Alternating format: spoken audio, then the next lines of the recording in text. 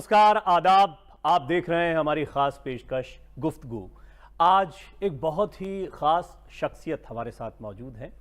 उनके विषय में यूं तो एक आध घंटे की बातचीत में कुछ भी समेटना बड़ा मुश्किल है, लेकिन अगर फटाफट कुछ चीज़ों को मैं बताऊं तो देश के लिए जब वो ग्रैमी अवार्ड लेकर आए, जिसके बारे में सिर्फ सुना करते थे, और कोई भारतीय कलाकार, ख़ास तौर पर इंडियन क्लासिकल म्यूज़िक से जुड़ा हुआ कोई कलाकार ग्रैमी अवार्ड को लेकर आएगा, ये किसी ने दूर दूर तक नहीं सोचा होगा। ये सपने वाली बात थी, लेकिन उन्होंने कर दिखाया।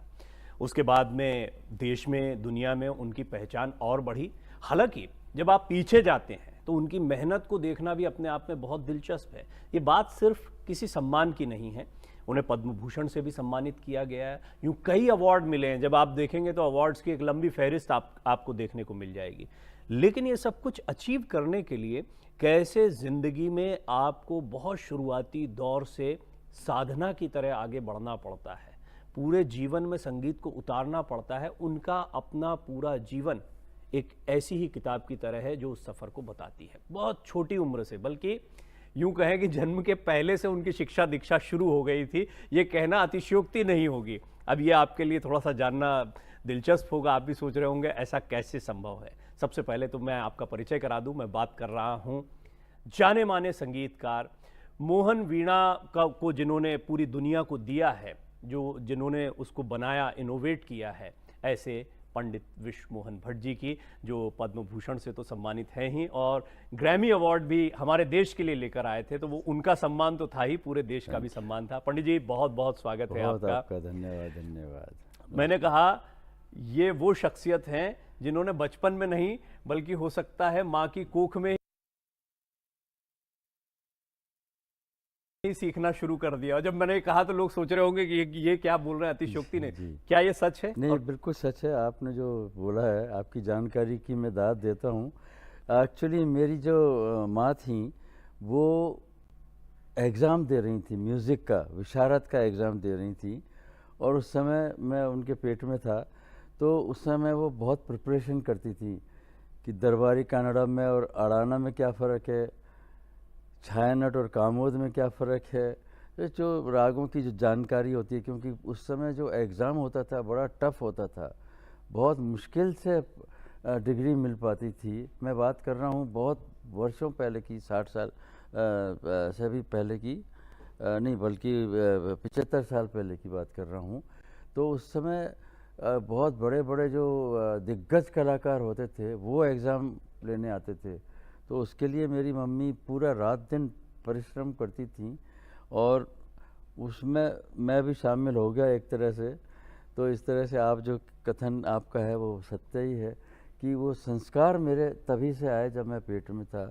और वैसे भी मैं ऐसा मानता हूँ कि heredity really takes place and it's very important sometime. आपने 75 साल बोल ही दिया। अमृत वर्ष आपके भी जीवन का ये चल रहा है, उसकी बहुत शुभकामनाएं। आपके तमाम फैंस हैं, वो चाहते हैं इसी तरह आप खूब अच्छा काम, खूब इनोवेशन करते रहें। और बल्कि इनफैक्ट मैं दर्शकों को बताना चाहूँगा कि अभी मुझसे बातचीत करने के बाद में फिर पुणे के लिए निकलेंगे, फिर उसके बाद कहीं के लिए निकलेंगे, यानी अभी भी लगातार कार्यक्रम कर रहे हैं पूरे देश भर में। अब बहुत ही सुंदर जो इजाद है उनकी, वो मेरे सामने यहाँ रखी हुई है, और इसको देखना अपने आप में सचमुच बहुत विलक्षण चीज़ है। मोहन वीणा, और आप जानते हैं पंडित विश्व मोहन भट्ट की वजह से पूरी दुनिया में आज मोहन वीणा को भी जाना जाता है।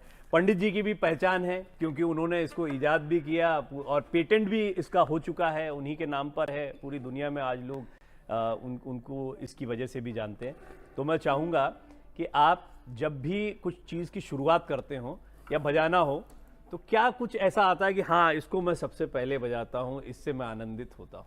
एक्चुअली तो पूरा संगीत हमारा जो शास्त्रीय संगीत है स्पेशली, वो ऐसा संगीत है जिस इतना गहरा संगीत है, गहन जानकारी के बिना मैं समझता हूँ मुश्किल होता है। और इसमें इसकी जो खूबी है वो ये है कि ये आत्मा की संतुष्टि का कार्य करता है, आत्मा को तृप्त करने का इसका उद्देश्य है। And it is good for purification of heart, body and soul. तीनों को नियंत्रित कर देता है शास्त्रीय संगीत, क्योंकि इसमें एकाग्र चित्त होना बहुत ज़रूरी होता है, वरना गलती हो जाएगी। मतलब हमारे पास में स्वर भी है, ताल भी है, अब दो बंधन साथ में चलते हैं और हमारे जो दिमाग में कहते हैं कि एक ट्रैक में म्यूज़िक चलता रहता है और एक ट्रैक में ताल चलता रहता है। अब दोनों को आप कैसे कंबाइन करते हैं और उनकी सिंक कैसे होती है, वो बहुत इम्पोर्टेंट होती है। तो इसलिए इसमें आपको पूरी एक हमारा संगीत वैसे भी आध्यात्म से इसको जोड़ा गया है। इस संगीत को आध्यात्मिक मानते हैं और गुड फॉर मेडिटेशन ये भी मानते हैं कि इसमें और सबसे बड़ी बात कि इसकी उत्पत्ति भी मैं समझता हूँ कि मंदिरों से ही हुई है, जहाँ पूजा के समय इसको गाया बजाया जाता था। तो और मैं समझता हूँ कि ईश्वर प्राप्ति के लिए और मोक्ष प्राप्ति के लिए ये बहुत बड़ा साधन इसका होता है। हम लोग ईश्वर से जब बात करते हैं तो शायद मैं समझता हूँ कि हम लोग जो संगीतकार हैं वो ज़रा जल्दी बात कर लेते हैं, क्योंकि हम अपने स्वरों के माध्यम से उन तक पहुँचने की कोशिश करते हैं। तो ये ऐसा संगीत है, तो ये खुद अपने आप में इतना इंटरेस्टिंग होता है और हर बार नया होता है। इसमें क्या होता है, कोई चीज़ फिक्स नहीं है। एक तो होता है कि फिक्स कंपोजिशन जैसे हो गया, लेकिन उसमें जैसा आप पहले मुझसे आप कह रहे थे कि आप खुद बोर हो जाते हो क्या कभी कभी, तो मैं उसका जवाब अब देता हूँ जब ये ऑन हो गई रिकॉर्डिंग है। मैं ये कहना चाहता हूँ कि इसमें बोर नहीं होता है आदमी। ये सबसे खूबी है इसकी बड़ी, कि इसमें इंटरेस्टिंग रहता है। इसमें आपको पता ही नहीं कि आप क्या करने वाले हैं और क्या आगे आने वाला है, कौन सी तिहाई आने वाली है। कि तिटकत गति धा धा धा तिटकत गति धा धा धा तिटकत गति धा धा धा, अब ये आने वाली है, या फिर कतिटकत गति निधान निधान निधा ये आने वाली है, या त्रिकटक तकिट धा तकिट धा तकिट धा त्रिकटक तकिट धा तकिट धा त्रिकटक तकिट धा तकिट धा तकिट, ये आने वाली, ये आपको भी नहीं पता। तो इसमें हमारे लिए एक चैलेंज जैसा रहता है। चैलेंज उसमें यह है कि आप क्या ताने करेंगे। सपोज देखिए, ये पहले मैं उससे पहले आपको इसकी बनावट के बारे में बताना चाहता था। इसमें मुझे काफ़ी समय लगा और इसमें मैंने 20 तार लगा दिए, टोटल 8 तार ऊपर है।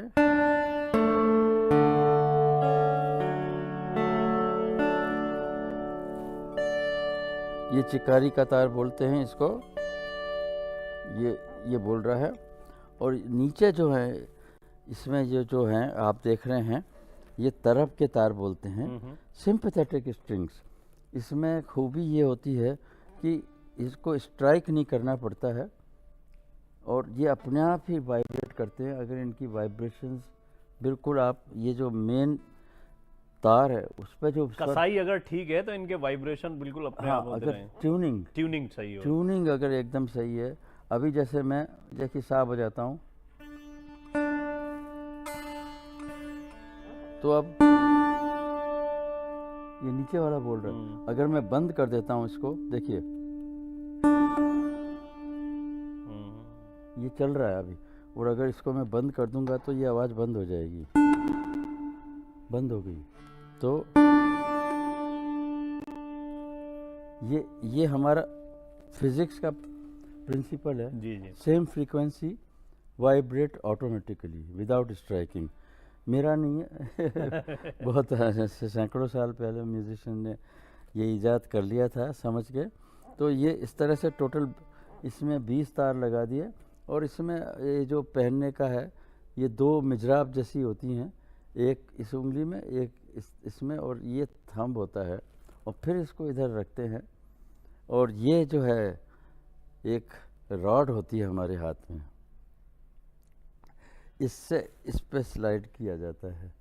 अब आप इसकी भी कहानी। हाँ, ये देखिए, ये रॉड की जब बात हो रही है तो मेरे हाथ में जो रॉड है इस समय पर ये 60 साल पुरानी है।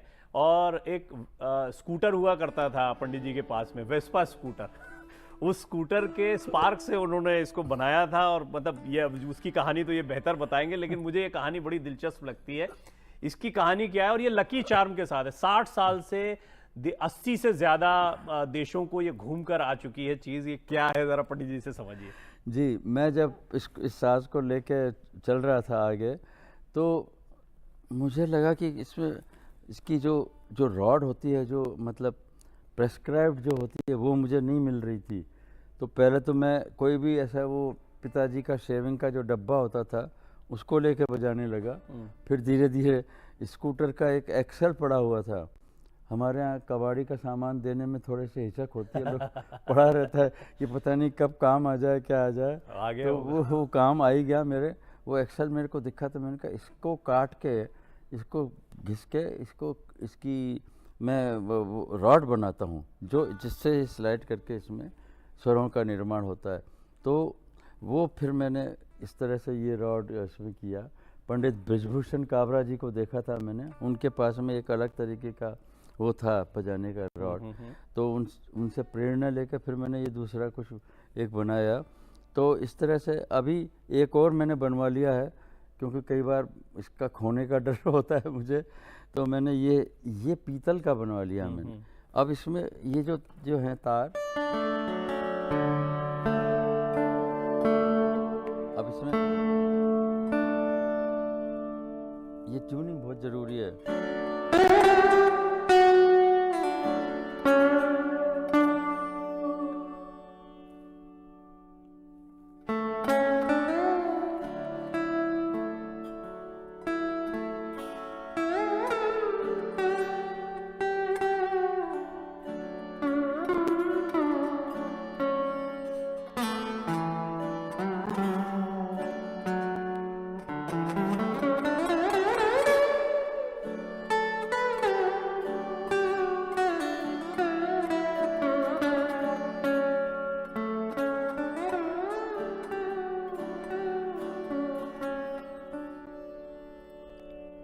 तो ये इस तरह से ये इसका प्रयोग होता है। कितना लकी हूँ मैं पंडित विश्वमोहन भट्ट के बाजू में बैठकर इसको जब सुन रहा हूँ तो एकदम से ध्यान लग जाता है आपका। इसका कोई तार छेड़ दीजिए, एक कुछ ऐसे वाइब्रेशन होते हैं जो आपको बड़ा शांत कर देते हैं। ये आप जो इतने शांत रहते हैं इसकी वजह ये है, और आप बहुत ही मृदु भाषी भी है। मैं हमेशा जब भी आपसे बात करने का मौका मिला है, आपकी तरह धीमा बोलने का प्रयास करना एक जीवन की बड़ी चुनौती लगती है। विद्या ददाति विनयम साहब। जो जिस डाली में फल लगता है उतना ही झुकता है। तो मैं भी कोशिश यही करता हूँ, जो हमारे लोगों ने कहा है, बुजुर्गों ने, कि सबसे पहले नम्र होना, सबसे पहले दया भाव रखना, बाकी सब चीज़ें अपनी जगह पर हैं। अच्छा, इसमें एक और चीज़ है कि हम देखते हैं कि सितार, वीणा, सरोद और फिर गिटार, उसका भी सब अभी तो बहुत सारे लोग सामान्य तौर पर जो सुनते रहते हैं, जिनको सुनना भी अच्छा लगता है, उनको भी इनका भेद करना बड़ा मुश्किल हो जाता है कि सितार और वीणा में क्या भेद करें, सरोद में कैसे भेद करें, ये सब उनके लिए बड़ा चुनौती। लेकिन आप बताइए कि कैसे आपकी प्राथमिकता क्या थी, और क्या इससे मॉडर्नाइजेशन से ये जब गिटार जैसा दिखाई भी देता है तो इससे कुछ फर्क पड़ा और आपको लगा कि युवाओं में और ज़्यादा उत्साह इसको लेकर बढ़ा? जी, इसमें मैंने पूरी जो कोशिश की है अपने हम्बली, वो है कि सारे जो इंडियन इंस्ट्रूमेंट्स हैं उनकी साउंड और टेक्निक और क्वालिटी एसिमिलेट करने की कोशिश की है, मिलाकर बच सकता है। जैसे अभी सपोज सरोद में डेप्थ जो आती है उसका जवाब नहीं होता है, तो मैंने कोशिश की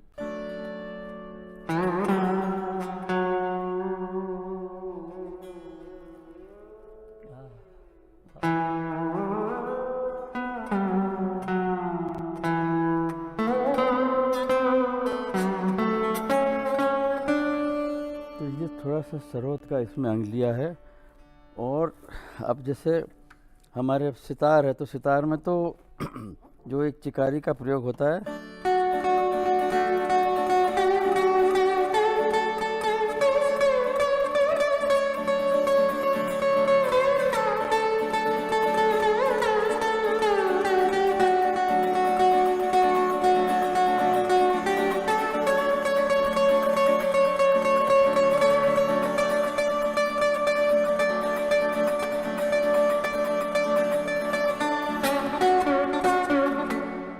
ये सितार की झाला इसमें आता है।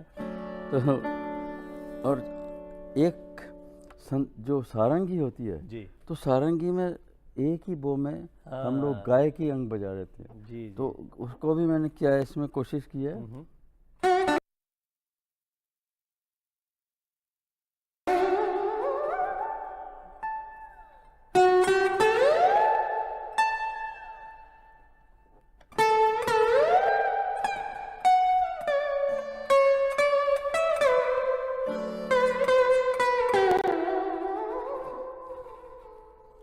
तो अब ये जो है रे म प ध नि प ध प, ये स्वर लिपि है रे म प ध नि प ध प, तो इसको हम लोग एक स्ट्रोक में बजा लेते हैं।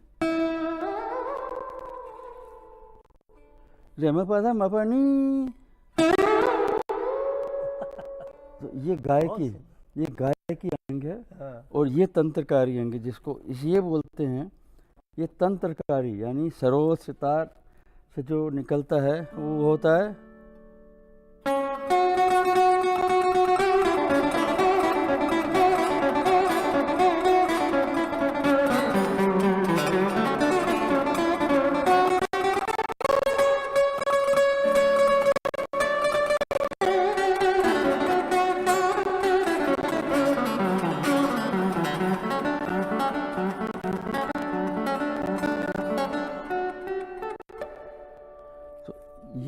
ये तान होती हैं और ये तंत्रकारी अंग होता है। इसमें धीरे धीरे के बोल होते हैं, दा धीरे धीरे धीरे दार दार दा दा धीरे धीरे धीरे दार दार दा दा धीरे धीरे धीरे दार। सपोज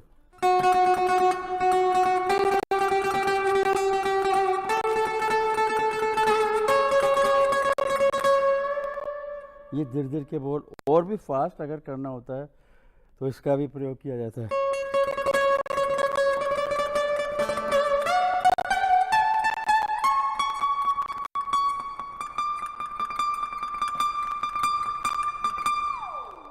ये इसमें इसका भी प्रयोग होता है। सब चीजों का आनंद यहाँ पर मिल रहा है। संतूर, अभी संतूर है संतूर, हाँ हाँ। जी। तो इसमें जैसे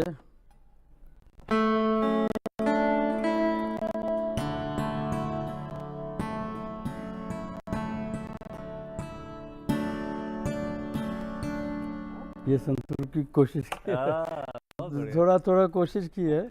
बाकी जो इसका जो कैरेक्टर है जी, वो अलग होता है। इसमें भी इसमें अपने आप में एक इसका अपने आप अपना में एक इसका मिजाज है। खुद का भी कैरेक्टर जब है। आपने वो सितार वाली जब आप इससे झाला समझाइश दे रहे थे, हाँ। तो मुझे एकदम से तब आपके जो गुरुजी हैं, मतलब बिल्कुल। रविशंकर जी, पंडित पंडित रविशंकर जी जी। को तो पूरा देश और जी, दुनिया जो इसमें है कोई शक जानती है, और नहीं। आपको सौभाग्य मिला उनसे शिक्षा दीक्षा लेने का। बिल्कुल, बिल्कुल। आपकी आपकी जो शागिर्दी का समय रहा, उसमें सितार ज्यादा था, या क्योंकि आपने बहुत सारी चीजों पर अब मुझे लगता है कि अपना हाथ जमा लिया है, लेकिन सितार क्या आपके जीवन में ज्यादा रहा, या फिर आप साथ साथ में दूसरी चीजें भी सीखते रहे?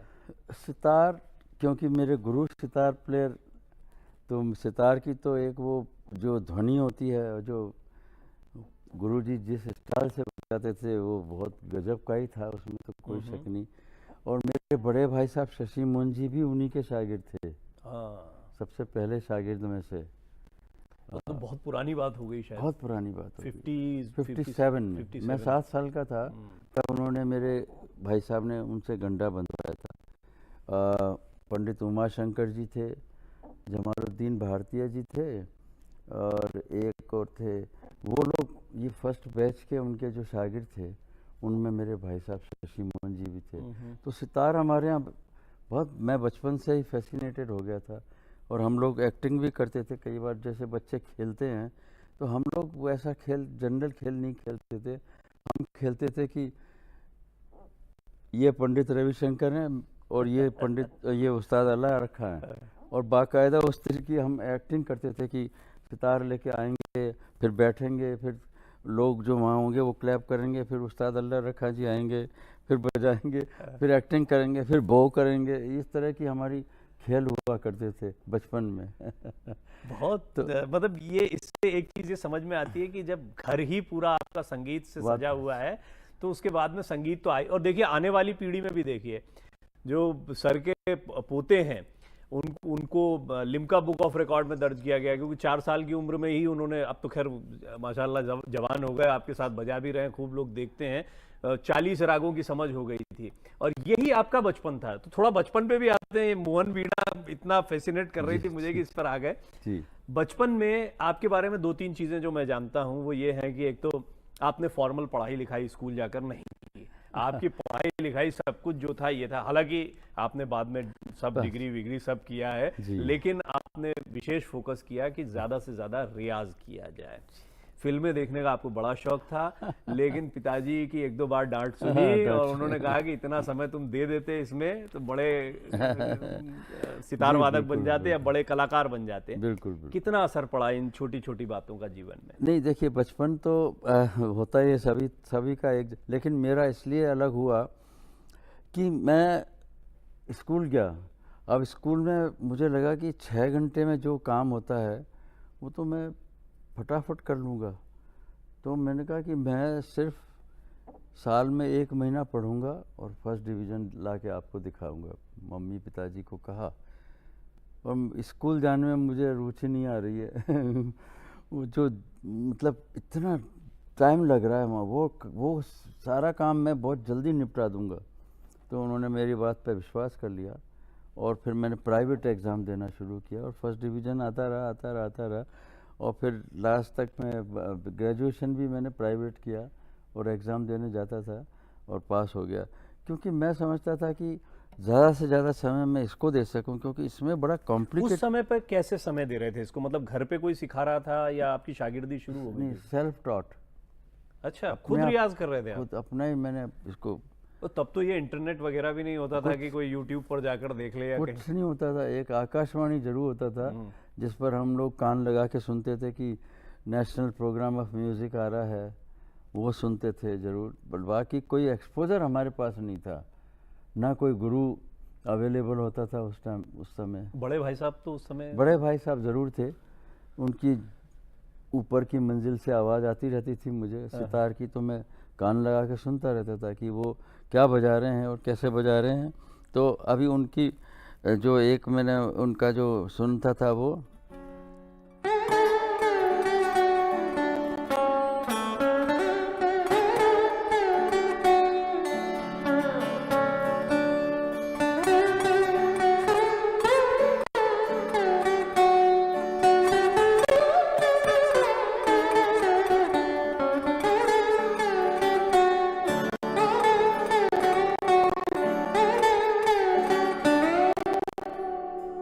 ये गत जैसे मैंने सुन ली, तो वो अपना रियाज कर रहे थे लेकिन मैं समझ जाता था, सीख लेता था।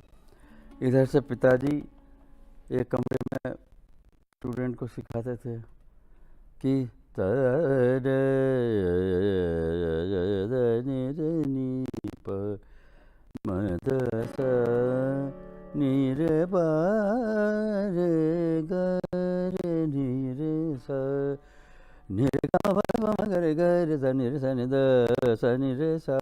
अब वो क्या स्टूडेंट नहीं समझ पाते थे, तो लेकिन वो बार बार उसको रिपीट करते थे कि सनि धनि सरे सनि धनि ध ग रे सनि रे सनि ध रे सनि सनि धनि ध प म ध प म ग म ध नि सा। अभी सरगम है, नि रे ग म प ध ग ध प म ग रे ग नि ध प म ध प म ग रे ग म ग म ग म ग म ग प म प ग म ग म ग नि ध नि ग म ग म ग ध प ध प म ग रे ग रे सनि रे सा सनि ध सनि ध सनि ध सनि ध ग रे स ग रे स ग रे स ग रे प म ग म प ध नि ध प म ग रे ग रे सनि रे सा। सपोज ये कर रहे थे तो मैं सुनता रहता था, छोटा सा था और बराबर के रूम में ये आवाज़ आती थी तो मैं वो सुनता। उधर मम्मी थी, वो अपनी स्टूडेंट को सिखा रही, अरे ये रियाली पिया बिन सखी कल न परत मोहे घड़ी पल छिन तीन ये रियाली पिया बिन, ये गा रही हैं। तो अब मेरे कान में तो पड़ रहा है स्टूडेंट को देर से समझ में आता था, मैं पहले समझ लेता था। तो कहने का मतलब है कि एक माहौल जो घर में होता है तो उससे बहुत फर्क पड़ा मेरे। वो तो अभी भी पड़ रहा है आपके यहाँ, आपके बजाने से बच्चों पे, पोतों पे, सब छोटे, हाँ सारे बच्चों पे उसका असर पड़ रहा है। तो माहौल बहुत ज़रूरी होता है। अच्छा मुझे ये बताइए, इस माहौल में घर में कोई भी नहीं है जो गिटार बजा रहा हो, फिर घर में ये गिटार कैसे जर्मनी से इंट्रोड्यूस हो गया, वो भी थोड़ा सा किस्सा बताइए आप। हाँ, मेरी जो शुरुआत हुई तो मैं सितार ही बजाया करता था, लेकिन फिर एक बार क्या हुआ कि मेरे पिताजी से एक युवती आई जर्मनी से, वो गिटार बजाती थी, तो स्पेनिश जो उनका होता है, तो उसमें वो बजाने के लिए उन्होंने कहा कि मैं इंडियन क्लासिकल म्यूज़िक सीखने आई। तो पिताजी से वो सीखना शुरू किया उन्होंने, और जब वो जा रही थी तो हमने 25 रुपए में उनसे वो साज खरीद लिया वो ज़माना एक अलग था। तो उसके बाद में वो साज तो आ गया और मुझे लग रहा है कि मैं कुछ करूं कुछ करूं कुछ करूं, नया साज एंट्री हमारे घर में हो गई। तो फिर मैंने धीरे धीरे एक्सपेरिमेंट शुरू किया, और जैसा कि अपन ने शुरू में बात की जी। कि इस तरह से बजाना, तो ये एक रेवोल्यूशन कह सकते हैं, क्योंकि सितार या वोकल या वायलिन तानपुरा यही हमारे साज थे। तो इसमें एक नई चीज़ करने के लिए मैं मेहनत कर रहा था। तो सब लोग बोले क्या कर रहे हो भाई ये तो गिटार है, इसको तो लोग यही कहेंगे कि तुम गिटार बजा रहे हो।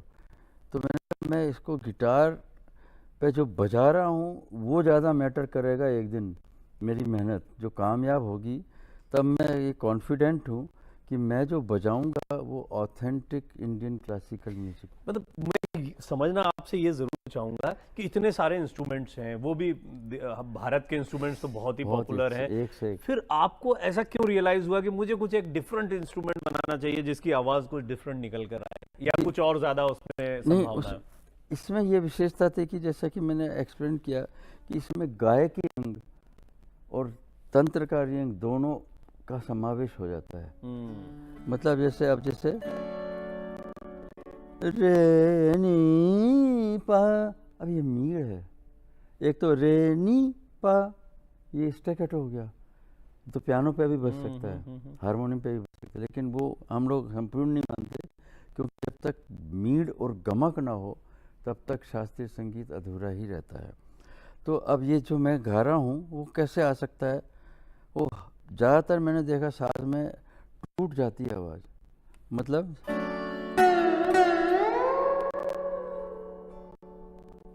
अब ये द ग म प ग म ग,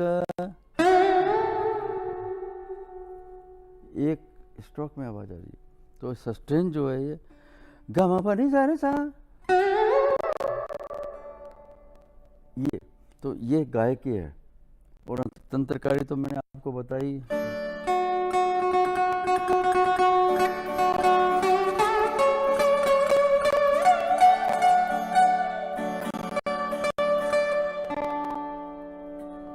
तो ये तंत्रकारी अंग इसको हम शुमार करते हैं। तो दोनों का सम्मिश्रण इसमें मुझे बहुत अट्रैक्ट किया कि कोई ऐसा साज जिसमें कंटिन्यूटी बहुत है। सस्टेन जो है देखिए, अब दो सप्ताह दो सा सा सा, ये 3 बज गए इसमें, 3 सप्ताह। तो ये एक ही सस्टेन रेंज आपको जो मिल रहा है वो कहीं और एक साथ नहीं मिल सकता है। फिर मतलब उसके लिए ऐसा नहीं है कि दूसरे साज में कोई कमी है, लेकिन उनकी अलग वो विशेषता होती है। जी। हर साज में कुछ न कुछ विशेषता होती है, कुछ न कुछ कमी भी होती है, ये तो हमको मानना ही पड़ेगा। अब इसको चर्चा को लेकर आते हैं थोड़ा सा उस दौर में जहां से पंडित विश्वबोहर भट्ट जो हैं वो एकदम से पूरी दुनिया में चर्चा का विषय बन गए, सिर्फ भारत में नहीं। ये बताइए मुझे कि घर में जैसे पिताजी हैं, गुरु शिष्य परंपरा में ज्यादा रहे, माताजी भी पढ़ाने में ज्यादा रहीं जी, तो ये ग्रैमी का सफर के लिए किस तरह से बढ़े, यानी कैसे रिकॉर्डिंग वगैरह आपने करना शुरू करी, किस तरीके से ये आपके दिमाग में आया कि आपको नहीं अब लोगों के लिए गाना चाहिए, प्रोफेशनली गाना चाहिए? इसमें साहब ऐसा है कि मैं उसमें विश्वास करता हूँ कि संगीत में क्रिएटिविटी होनी चाहिए और नई नई चीज़ें इसमें होनी चाहिए। जितना नयापन रहेगा, क्योंकि हर चीज़ में डेवलपमेंट होता है, और हमारे संगीत में कुछ ऐसा मानते हैं कि नहीं, नई चीज़ नहीं आनी चाहिए, ये ट्रेडिशनल म्यूज़िक है, इसको ट्रेडिशन भाई कायम रखिए, इसमें कोई फेर बदल मत कीजिए। ये एक अमूमन वो रहता है कि भाई ये हमारा ऑर्थोडॉक्स जिसको हम बोलते हैं, ट्रेडिशन, प्योरिटी, ये तरह की चीज जो शब्द होते हैं भारी भरकम, तो वो उनको इस्तेमाल करने के लिए।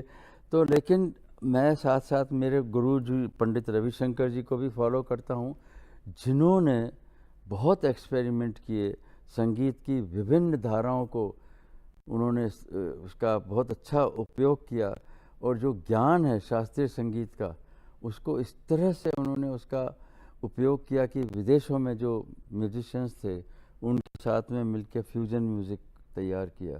तो मैं भी करीब करीब उन्हीं की लाइन पे चला। और मैं जब अमेरिका में एक टूर कर रहा था तो एक रिकॉर्डिंग कंपनी ने मुझे ऑफ़र किया कि साहब आप आइए और हमारे स्टूडियो में रिकॉर्डिंग कीजिए। तो एक बहुत अच्छे वहाँ पे गिटार प्लेयर, उनका नाम राय कूडर, उन्होंने मतलब मुझे का ऑफ़र किया कि he likes your music, he heard your music, so he himself offered that we should have a recording. तो मैंने कहा ठीक है साहब, मेरे पास एक दिन का समय था सिर्फ।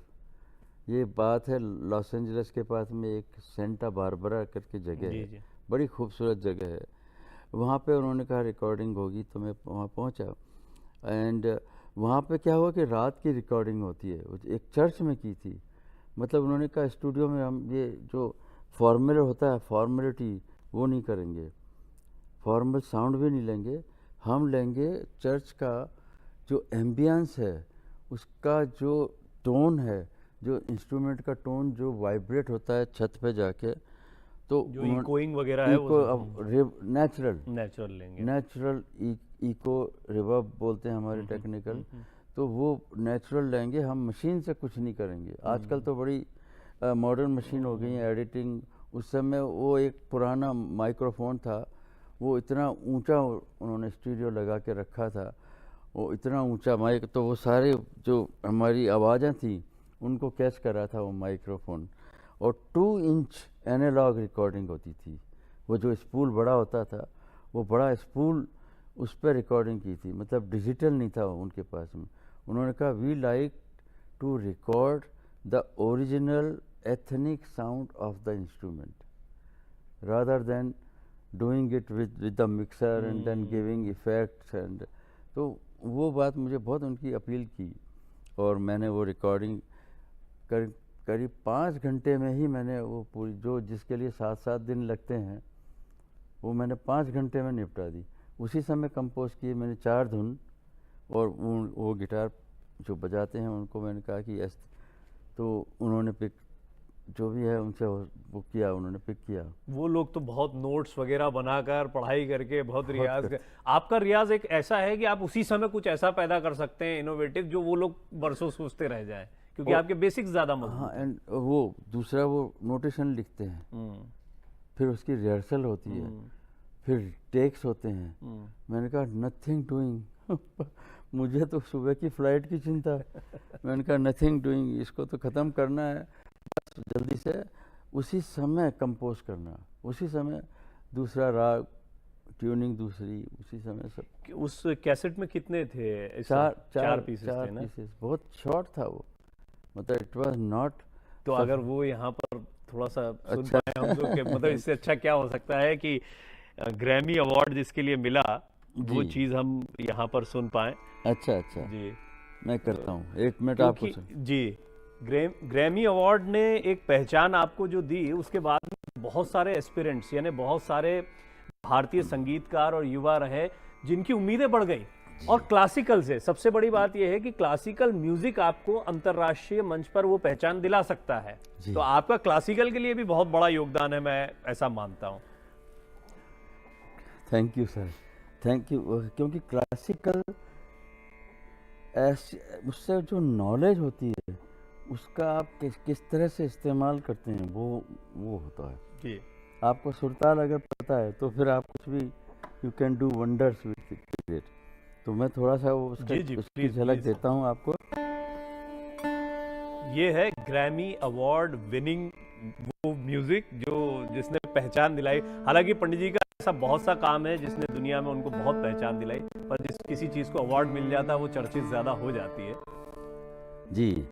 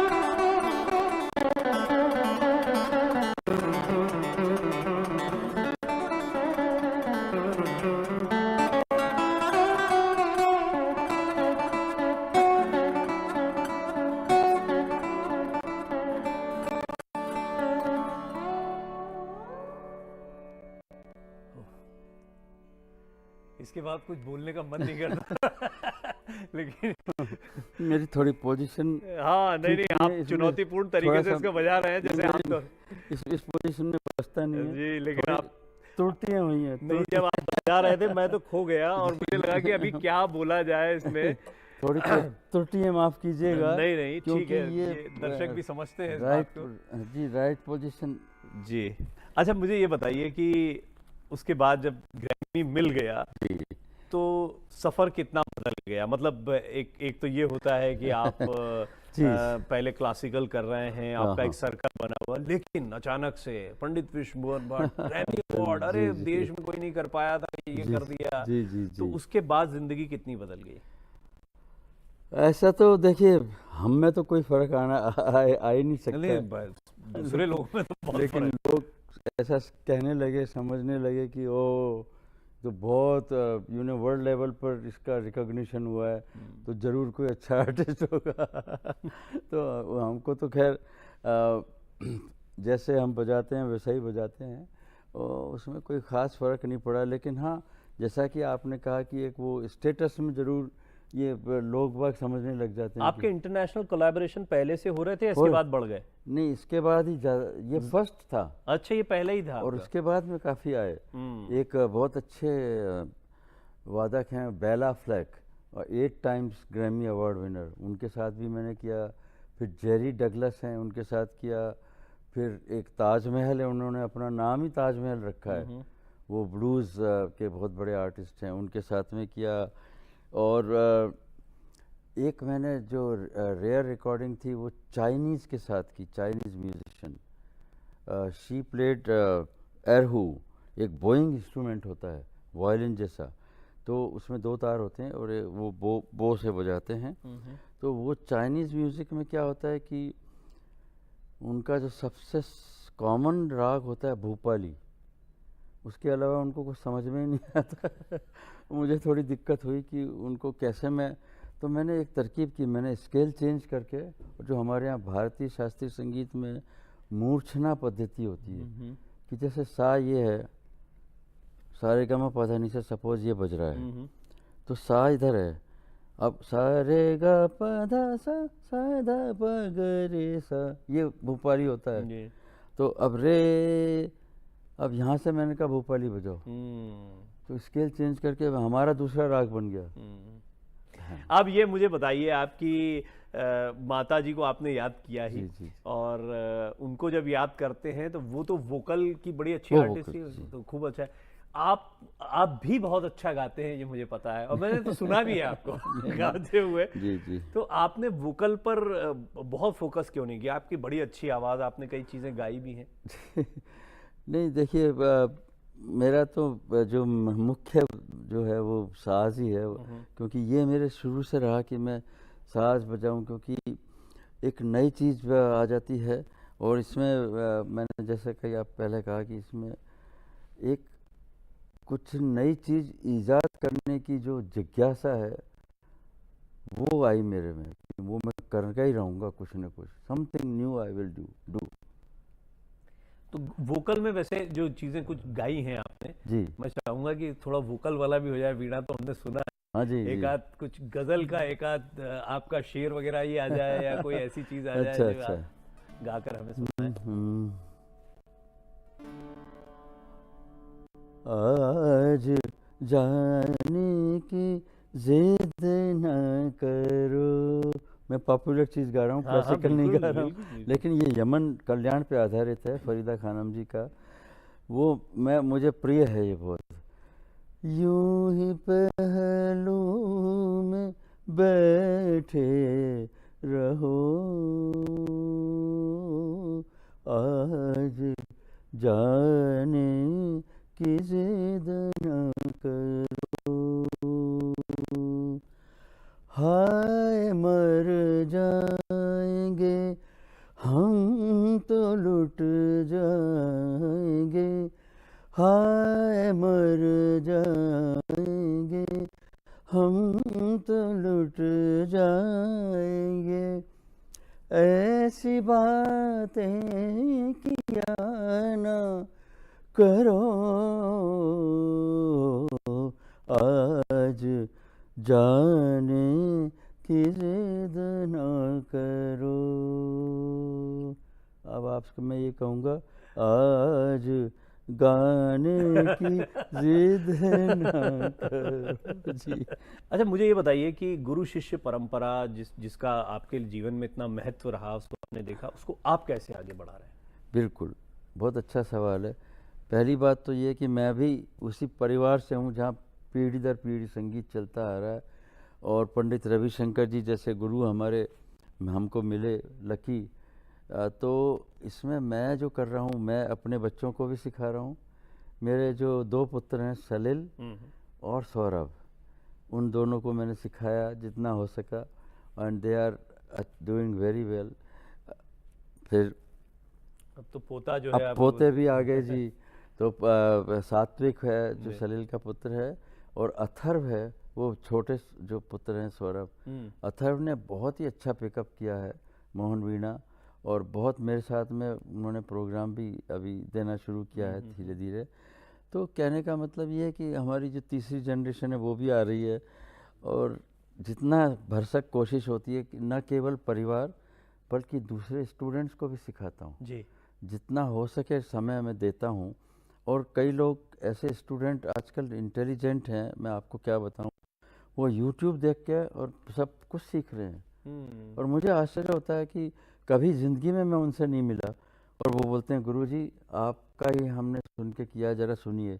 बैठ के जब वो बजाने लग जाते हैं, मुझको लगता है कि अरे वाह वाह, वंडरफुल दे हैव डन। मुझे याद है आपने ये बात वेस्टर्न स्टूडेंट्स के बारे में कही थी कि पाश्चात्य देशों के छात्रों और हमारे यहाँ में एक बड़ा फर्क है कि वो पहले तैयार होकर आते हैं, वो काफी कुछ चीजें सीख कर आते हैं, तो उनको समझाना सिखाना आसान होता है। लेकिन अब आप कह रहे हैं कि यहाँ भी वो समझ विकसित हुई है धीरे धीरे। बहुत अच्छा, thanks to YouTube and these gadgets, और ये सब उसमें म्यूज़िक अवेलेबल हो जाता है। हमारी बैठक कैसी है वो देख लेते हैं, हमारी ये उंगली कैसे चल रही है, और ये कैसे चल रहा है, और ये स्लाइड कैसे चल रहा है, वो सब नोटिस कर लेते हैं। क्योंकि पॉस्चर इज़ वेरी इंपॉर्टेंट। हमारा जो बैठक है वो इंस्ट्रूमेंट की बहुत ऑथेंटिक होनी चाहिए, जी। तो वो देख के कर लेते हैं लोग।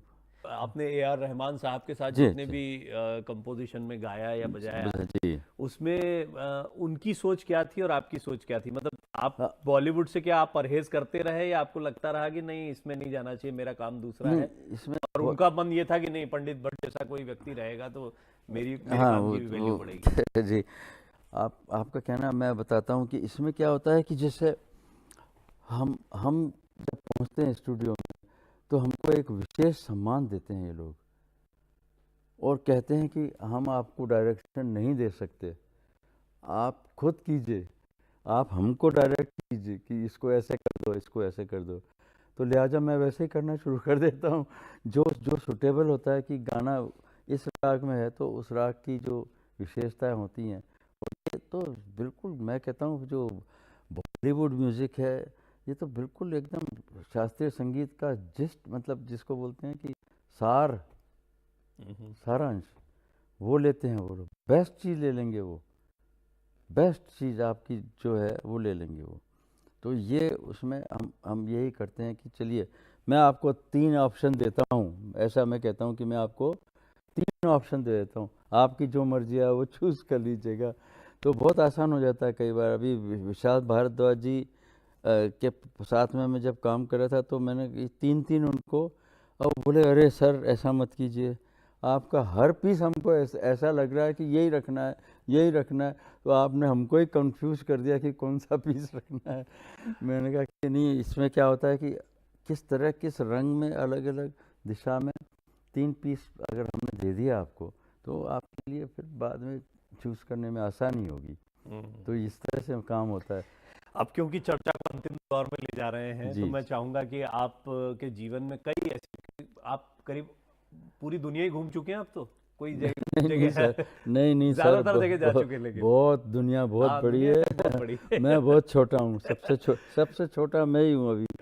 लेकिन जी। क्या जिंदगी के ऐसी कुछ बातें होती हैं जो कभी भुलाए नहीं भूलती हैं? कुछ ऐसे किस्से हैं आपके जीवन में जो आपको लगता है कि हाँ ये बहुत ही इंटरेस्टिंग चीजें रही, सिखाने वाली या याद रखने जी वाली? जी जी, एक आध कुछ ऐसे इंसिडेंट हुए एक अमेरिका में एक जगह पे था, पोर्टलैंड ओरेगन। तो वहाँ पे मेरा कार्यक्रम था और मेरी फ़्लाइट जो है वो 3 घंटा लेट हो गई। सेम डे प्रोग्राम था, क्योंकि वहाँ Friday Saturday Sunday 3 program 3 city में होते ही हैं वीकेंड पे। तो मैं सैटरडे को जो फ़्लाइट ले रहा था वो डिले हो गई ड्यू टू वेदर। अब उसमें क्या हुआ कि मैं 3 घंटा लेट हो गया, यानी मेरा प्रोग्राम साउंड चेक का टाइम हो गया, प्रोग्राम का टाइम हो गया।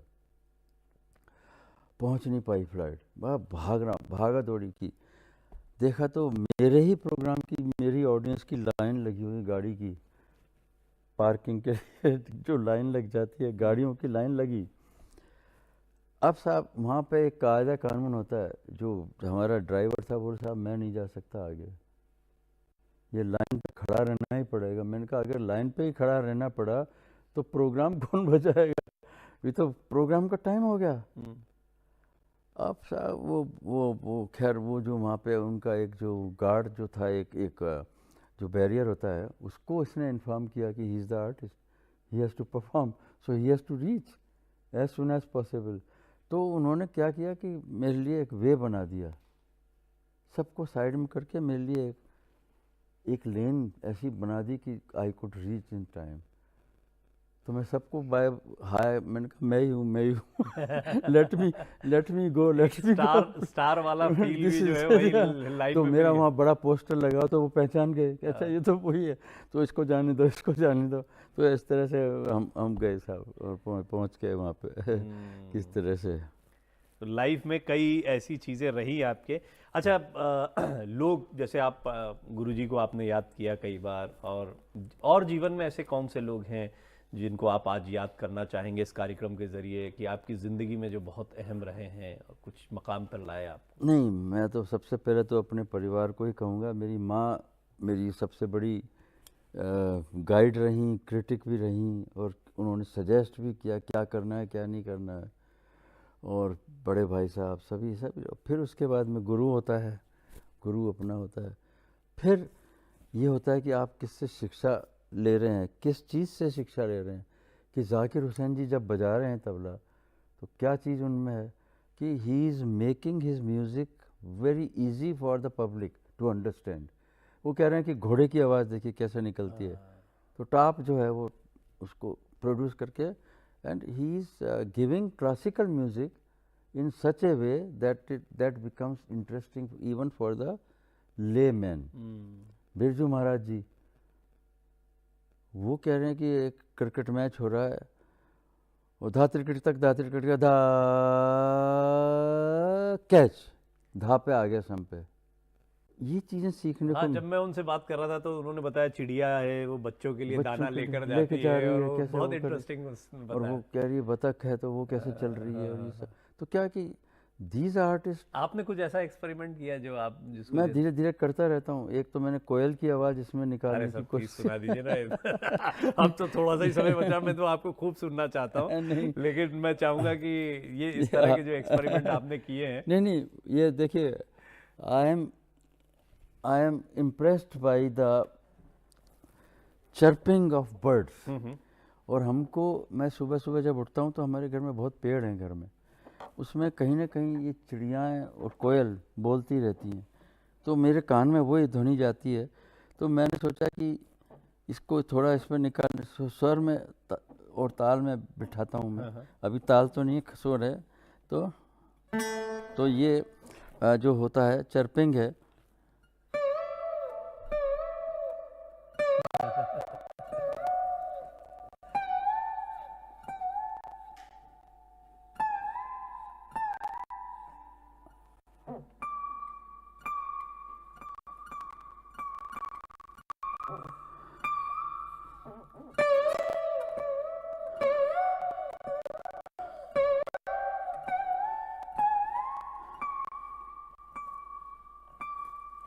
बहुत सुंदर। और कुछ ऐसे एक्सपेरिमेंट किए आपने? जी, थोड़े थोड़े चलते रहते हैं साहब।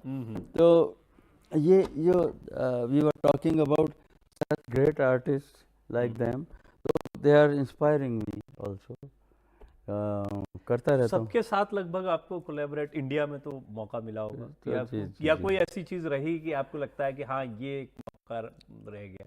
कोई कोई चीज़ ऐसी रहती है अभी भी कि आपको लगता है कि हाँ ये मैं करना चाहता हूँ या मैं करना चाहता था? जी। ऐसे तो देखिए क्या होता है कि बहुत कुछ मिल जाए। हाँ, बहुत कितनी बड़ी दुनिया है साहब। क्या क्या नहीं, ये एक जीवन मैं समझता हूँ कि सफिशिएंट नहीं है, और खासकर म्यूज़िक के लिए सफिशिएंट नहीं है। There is so much scope, still you can do wonders. कितने ही लोगों के साथ आप सोच सकते हैं कि अरे इनके साथ में होता तो और बहुत मज़ा आता, ये यू नो इस तरह के। तो एक गिटार प्लेयर हैं, अमेरिका में है, जॉन मैकलॉफ्लिन नाम है उनका। वो ऐसा बजाते हैं कि मतलब एकदम सुपर्ब। उनके साथ में करने का मेरा एक सपना है। चलिए मैं उम्मीद और करता हूँ। दूसरा सपना, मैंने अभी तक इजिप्ट के पिरामिड के सामने बैठ के नहीं मैंने बजाया है। वो मेरा एक सपना है, होगा ज़रूर। ये ऐसी बेस्ट चीज है, मतलब मेरी पूरी बातचीत में आपके दो ड्रीम्स, एक मतलब आपके जैसी जिंदगी होना ये कितने लोगों का ड्रीम हो सकता है। नहीं नहीं साहब। एक मुझे चलते चलते ये भी बताइए, ये लाइफ का एक जीवन दर्शन भी है कि सपने बहुत जरूरी हैं क्योंकि ये हमको आगे बढ़ाते रहते हैं। आप जब कुछ अचीव कर लेते हैं तो उसके बाद उसको सस्टेन करना बड़ी चुनौती होती है, कुछ और ना पाना या विरक्ति के भाव में चले जाना, मतलब एग्जैक्ट क्या आपकी स्थिति होती है? बिल्कुल साहब, मैं समझता हूँ कि सपने ज़रूर देखने चाहिए, लेकिन सपने उतने ही देखने चाहिए जहाँ तक आप उसको पूरा करने की क्षमता रखते हो। बहुत ज़्यादा भी नहीं और बहुत कम भी नहीं। लेकिन उससे क्या होता है कि एक इमेजिनेशन बढ़ती है आपकी। You go towards that aim, you go कि I have to achieve this aim. तो उसमें you start working hard for it. तो सपने में मैं भी देखता हूँ, एक राज कपूर ने पिक्चर बनाई थी सपनों का सौदागर, वो बहुत मतलब फिलोसफिकल बनाई थी उन्होंने। तो सपने देखने ही बहुत आवश्यक होते हैं, मैं समझता हूँ। उसमें आपको ये विज़न बढ़ता है, आपका विज़न बढ़ता है कि this I never imagined and this I couldn't do in my life. ये होता है कि मैंने ये नहीं किया तो अब मुझे ये करना है। मैंने एक चीज ये देखी, आपके जीवन से भी समझ में आती है कि हम बेशक लाइफ में कुछ भी अचीव कर ले, लेकिन वो अचीव करने के बाद दुनिया क्या सोचती है वो देखते रहे। हम वैसे ही रहे जैसे हम थे और जिस रफ्तार से हम चल रहे थे। सब ज़मीन से जुड़े रहना बहुत आवश्यक है। जब तक आप ये मिट्टी की खुशबू नहीं लेंगे और नंगे पैर नहीं घूमेंगे तब तक मज़ा नहीं है। आजकल हम लोग बच्चों को चप्पल ही चप्पल पहनाते रहते हैं, जूते ही जूते पहनाते रहते हैं। कहाँ गए वो दिन जब गलियों में सितोलिया खेलते थे, गिल्ली डंडा खेलते थे, पैरों में लगते थे, छाले भी हो जाते थे, गंदे पैर हो जाते थे, गंदे कपड़े हो जाते थे। वो दिन चले गए सर। अभी तो हम देखने लगा, अरे नहीं नहीं नहीं, वहाँ मत जाना, वहाँ मत जाना, ये मत करना। Very true sir. हमारा हम बच्चों को लेके we are losing touch of the soil. ये जमीन की वो जो आपने एक बड़ा गंभीर मुद्दा ये चर्चा के अंत में लेकर आए जी। और मैं उम्मीद करता हूँ कि अभी तो आपसे बहुत बातें ऐसी होती रहेंगे, ऐसे अवसर मिलते हैं। आज मैंने कोशिश की कि बहुत सारी बातें रखूं, बहुत लंबा। लेकिन मैं चाहूंगा कि ये जो आपने रिंग्स उतार दी हैं, चलते चलते अगर आप दर्शकों को किसी अच्छी धुन के साथ छोड़े चले जाएंगे तो इससे खूबसूरत इस गुफ्तगू का अंत नहीं हो सकता।